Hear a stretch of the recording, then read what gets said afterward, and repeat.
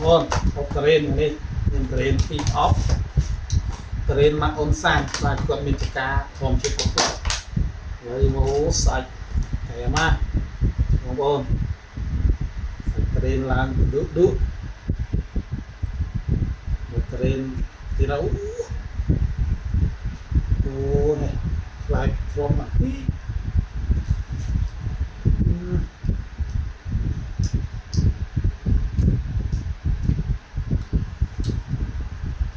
drop here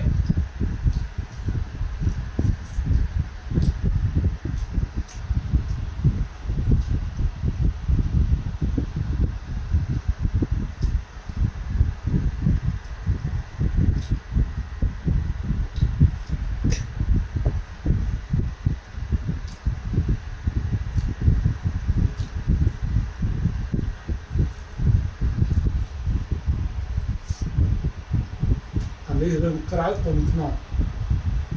từ đây mà nó nặng này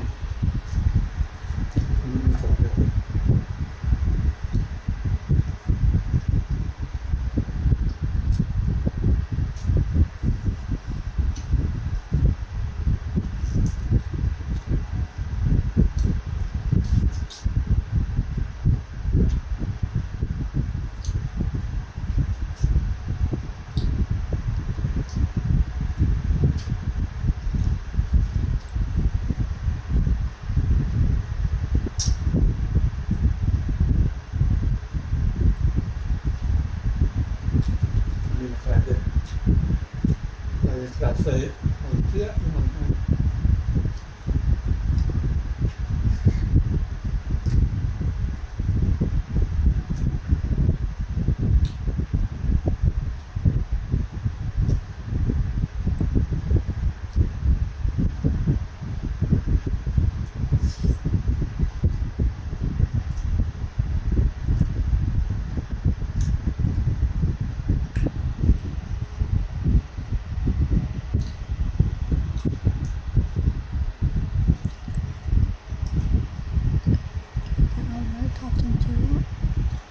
Chương này